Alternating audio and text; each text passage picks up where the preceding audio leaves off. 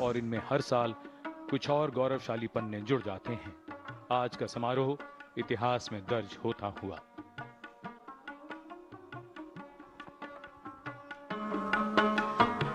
Prime Minister Narendra Modi making his way towards the lift that takes him up to the first level of the ramparts.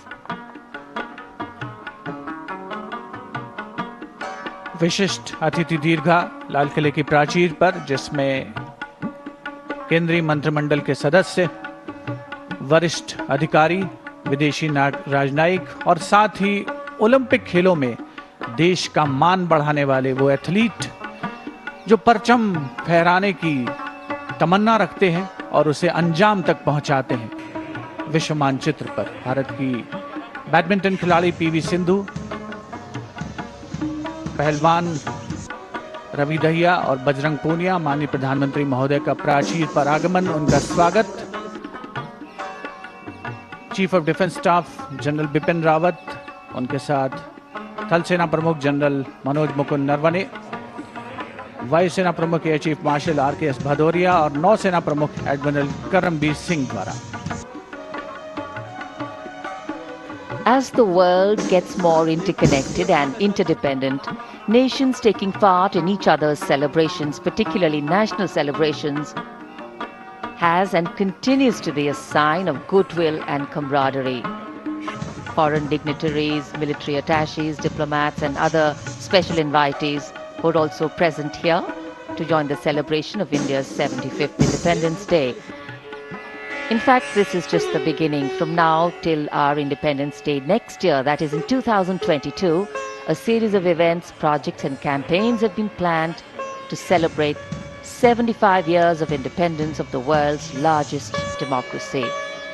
And as we take pride in being called the world's largest democracy, we all need to put in that extra effort, walk that extra mile and take on that extra load of discomfort to ensure that the principles of democratic functioning, dissent and diversity are maintained.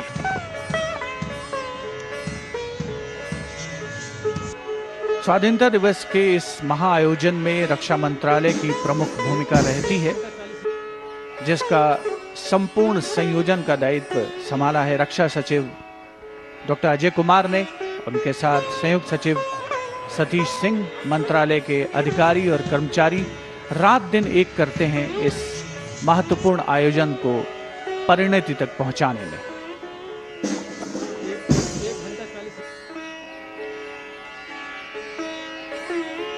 This grand red sandstone fortress, beautiful visuals you're seeing of Red Fort, without doubt the centerpiece of our Independence Day celebrations. लाल किले की प्राचीर के सामने, जहां करीब 240 Olympians हैं, उनका support staff है, स्पोर्ट्स अथॉरिटी ऑफ इंडिया और स्पोर्ट्स फेडरेशन के अधिकारी हैं।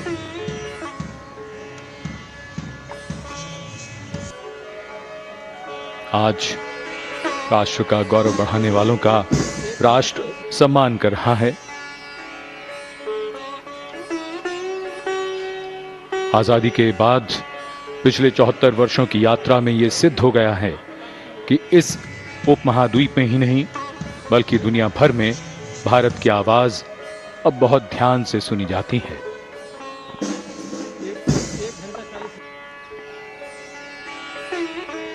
The country today is celebrating and participating in one more celebration of a day that holds in its memory and legacy the power and responsibility that come with freedom, the life force of democracy.